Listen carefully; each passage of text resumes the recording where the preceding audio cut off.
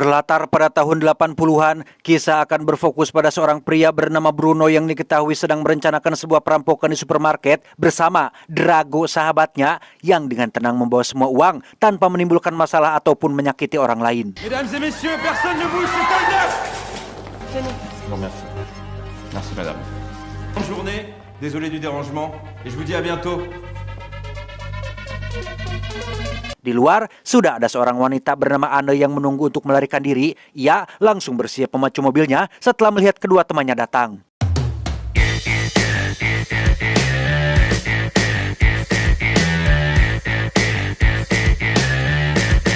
Dia bernama Moreas, seorang polisi dengan tingkat keadilan tinggi sedang menangani sebuah kasus pencopetan di mana informasi terkait perampokan yang dilakukan oleh Bruno mulai menarik perhatian Moreas, apalagi setelah mengetahui jika perampokan itu dilakukan dengan cara yang damai, tanpa adanya yang terluka, apalagi sampai menyebabkan korban jiwa. Parce qu'il est soupçonné d'être l'auteur d'une dizaine de braquages.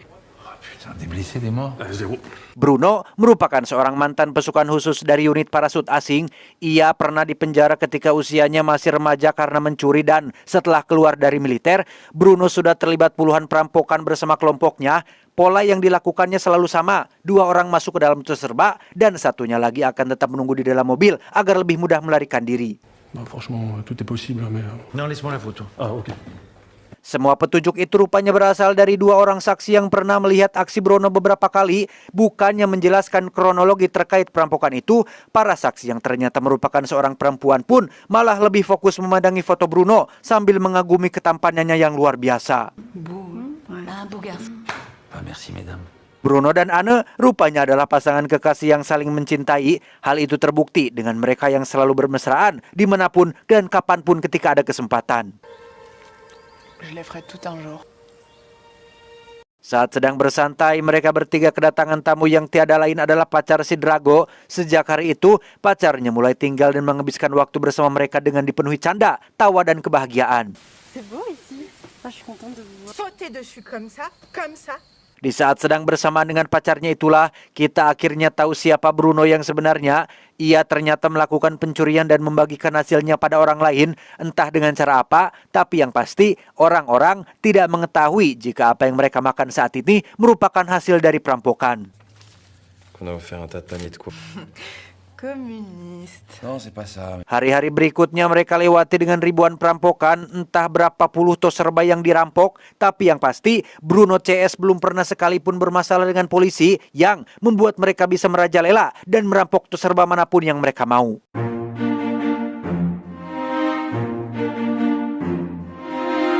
Selesai merampok, mereka kemudian berpesta menikmati uang hasil rampokan, di mana satu lagi sahabat mereka bernama Patrick datang untuk ikut. Ia tampaknya sedikit menyebalkan, yang membuat Bruno sangat khawatir dengan kehadirannya. Je te reconnais. On est bien là. Di waktu malam, mereka bertiga kembali merencanakan perampokan di sebuah tos serba yang lain. Patrick tampaknya sangat ingin berkontribusi dan memohon agar diizinkan ikut dalam perampokan kali ini.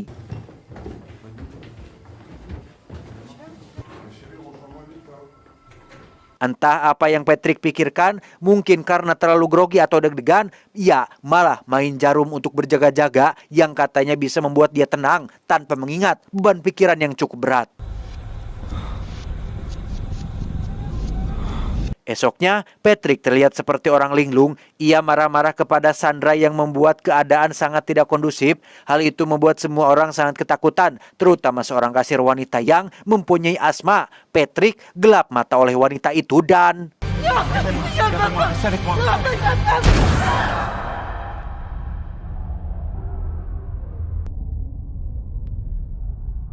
Penembakan itu membuat Bruno sangat panik. Ia meminta semua anggotanya untuk segera pergi dan langsung memarahi Patrick yang terus saja berbicara seolah penembakan tadi hanyalah sebuah kecelakaan. Tu me refais plus jamais ça. Ta gueule. Tu fermes ta gueule. Berita penembakan itu akhirnya sampai ke telinga polisi. Moreas dan anak buahnya yang langsung ke TKP untuk menerima kesaksian dari manajer tos serba itu. Namun karena si manajer terlalu melebih-lebihkan para perampok dan menganggap dirinya adalah pahlawan, Moreas memilih untuk pergi meninggalkannya dan tak sedikit pun mempercayai apa yang ia katakan.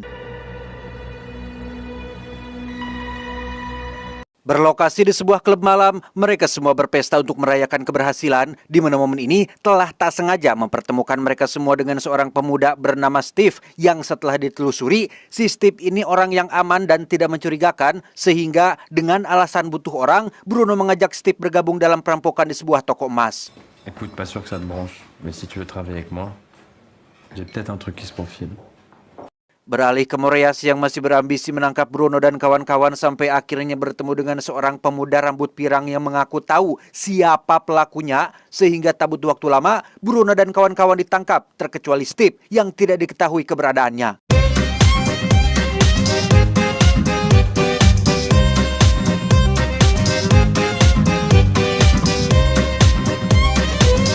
Tak rela pacarnya di penjara, Bruno bersedia memberitahu apapun yang ingin Moreas ketahui, asalkan pacarnya bisa dilepaskan. Vous allez pas la charger? Ah, si c'est sentimental. Di penjara, Bruno ditempatkan satu sel dengan seorang bapak-bapak bernama, kita panggil saja Pak Kumis, yang sama-sama terjerat kasus perampokan. Berkat persamaan itulah, Bruno bisa lebih cepat memahami setiap sudut penjara untuk menjalankan rencananya, yaitu kabur dari penjara. Jean-Loup Lablache. Bruno Sulac. Bermodalkan kecerdasannya dalam bernegosiasi, Bruno berhasil menyuap seorang sipir dengan sebuah jam tangan mahal yang sebelumnya sudah ia beli, di mana Bruno hanya meminta beberapa hal atau benda yang biasa ditemui sehari-hari.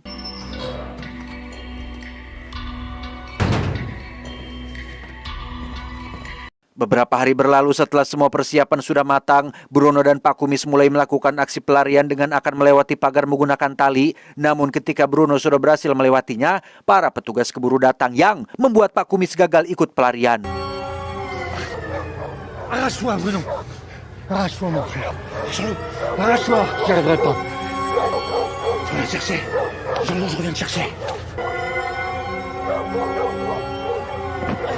Kabar tentang pelarian Bruno langsung sampai ke telinga Moreas, di mana sejak hari itu puluhan toko perhiasan dibobol habis oleh Bruno dan Steve tanpa Moreas berhasil mencegahnya.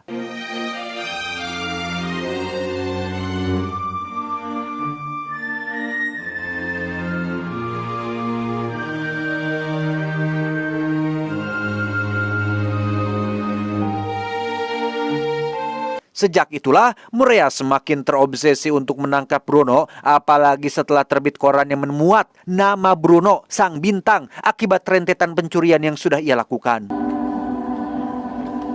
Pas pour des cons, les gars. C'est qu'il en a rien à foutre du fric. Non, il fait ça parce que ça l'amuse. Suatu hari ketika Moreas tengah kebingungan memikirkan cara menangkap Bruno CS, ia malah didatangi oleh Bruno CS itu sendiri yang meminta agar Moreas berhenti mengejarnya. Bukan apa-apa, ketika Moreas terlalu fokus pada mereka, ia sudah mengabaikan kasus lain yang nyatanya jauh lebih penting. T'en as pas d'autres des malfaisants à coffrer? C'est toi mon préféré. Moi aussi. Selesai dengan Moreas, Bruno CS pun mendatangi kantor polisi untuk menyelamatkan Pak Kumis. Layaknya seperti sedang merampok toko perhiasan, mereka benar-benar berhasil melakukannya tanpa sedikit pun ada perlawanan dari para petugas.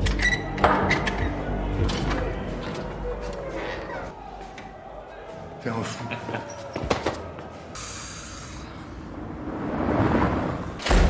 Foiré.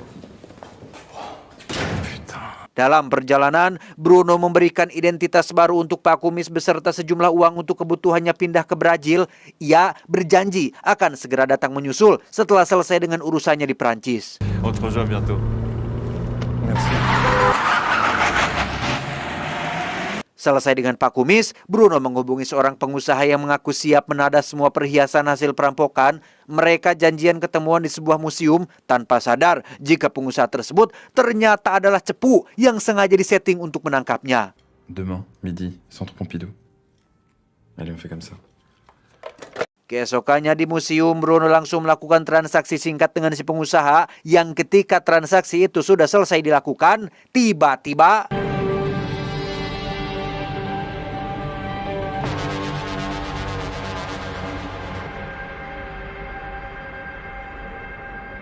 Singkat cerita, Bruno CS langsung disidang untuk menentukan masa hukumannya, di mana Bruno yang memiliki sigma dan sifat sebagai seorang pemimpin pun tidak pernah menyebutkan nama kawan-kawannya, sehingga Bruno menjadi satu-satunya tersangka yang dijatuhi hukuman sangat lama. La Cour et le jury, après en avoir délibéré, vous condamne chacun. Vous, madame, eu égard à l'absence de condamnation.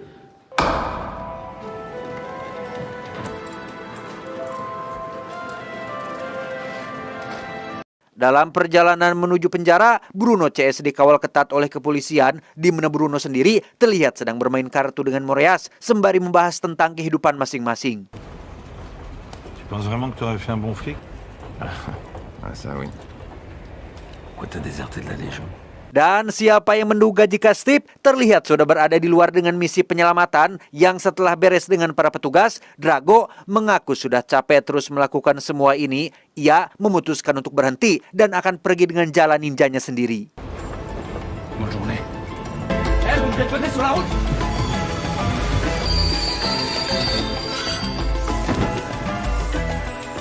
Berita tentang pelarian kedua Bruno pun menjadi trending topik di semua media. Ia dan Steve memutuskan kabur ke Amerika sampai berita tersebut agak mereda. Partons chaud, s'il te plaît. Los Angeles. Pays Chaplin. Di hari pemberangkatan, Bruno menghubungi Moreas untuk mengucapkan salam perpisahan, di mana Moreas gagal menangkapnya karena Bruno sudah selangkah lebih maju dan meninggalkan Perancis dengan begitu mudah.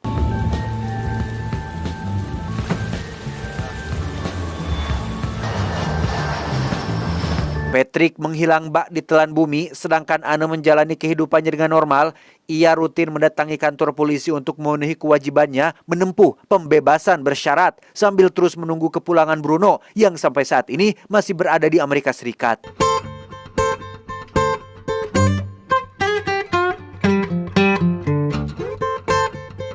Suatu hari ketika baru pulang dari kantor polisi, Anne tiba-tiba dikejutkan dengan kemunculan Bruno dan Steve yang ternyata sudah pulang. Ia diajak berlibur di sebuah pantai dan punya firasat tidak enak ketika Bruno dan Steve bukan semata-mata pulang untuk liburan, melainkan untuk melakukan aksi perampokan lagi. Steve, on est en vacances? Dan benar saja, kepulangan mereka adalah untuk melakukan perampokan terakhir sebelum nanti pindah ke Brazil, di mana Anne yang sudah capek pun menolak ikut karena yang ia inginkan saat ini adalah hidup tenang meskipun tanpa uang. Je croyais qu'on était en vacances. Dan bukannya berbalik pikir atau merenungi nasihat pacarnya, Bruno justru malah semakin bersemangat melakukan perampokannya bersama dengan Steve. Kehidupan Moreas yang selama beberapa bulan terakhir sangat membosankan, kali ini kembali terpacu adrenalinnya berkat kepulangan sang legenda dari liburannya.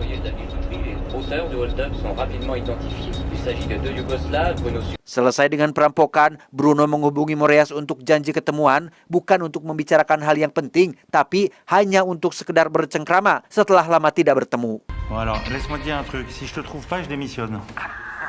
Tanpa Bruno sadari, Moreas diam-diam membawa seluruh pasukannya, namun Bruno sudah lebih dulu mengetahui hal tersebut sehingga...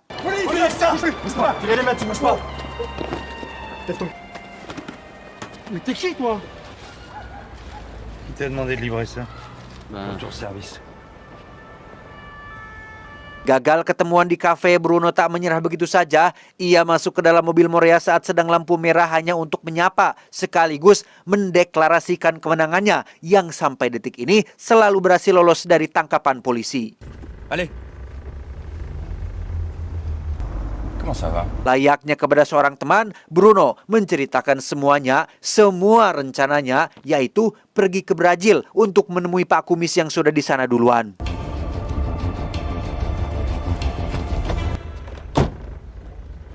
Tiba di perbatasan Perancis-Spanyol, Bruno mendapat masalah ketika identitas palsu yang ia gunakan tidak valid, di mana Bruno tidak sadar jika ini adalah bagian dari rencana Moreas yang tidak pernah berhenti dengan ambisinya. On y va? Allez, ça y est, c'est fini, on rentre à Paris.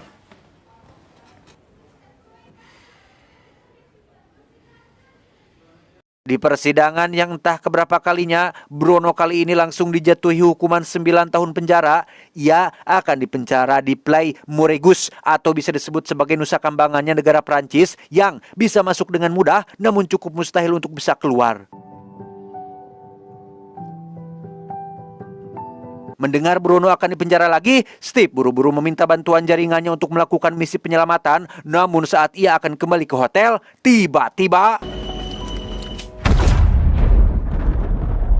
keesokannya, Moreas mengunjungi Bruno untuk memberikan klarifikasi tentang kematian Steve. Moreas mengaku tidak tahu siapa pelakunya karena tepat saat Bruno sudah ditangkap, Moreas mengundurkan diri dari kepolisian dengan alasan ambisinya sudah tercapai. D'accord avec ça, toi? Avec tes petits collègues? C'est pas mon équipe. Puis j'ai filé madame. Sebelum pergi, Moreas memberikan nasihat untuk Bruno terkait kehidupannya yang mau sampai kapan jadi rampok, cu. Moreas berharap agar Bruno bisa belajar dari pengalaman supaya hidupnya menjadi lebih baik.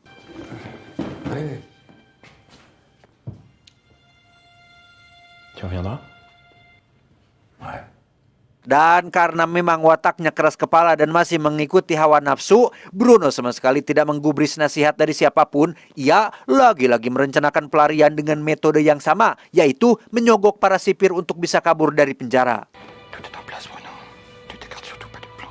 En cas de problème, tu... Yang tidak Bruno sadari adalah kali ini semua orang sudah mengetahui bagaimana cara ia bermain. Para polisi sengaja membiarkan Bruno dengan rencananya yang padahal itu adalah jebakan agar mereka bisa menghabisinya.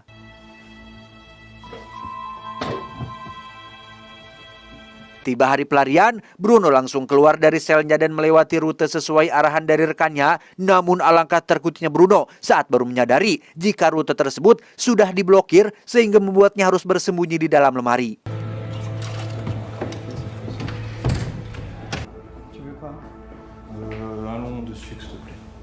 Tak lama, walkie-talkie yang ia bawa pun berbunyi yang membuatnya ketahuan. Disitulah Bruno akhirnya sadar jika ini semua adalah bagian dari jebakan dan petualangannya akan berakhir sampai di sini.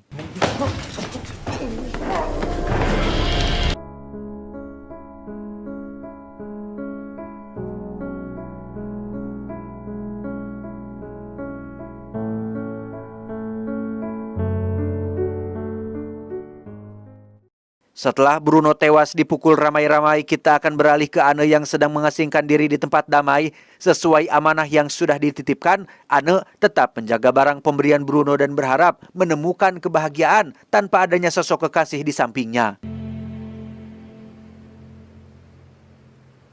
Tamat ending yang cukup merampokkan.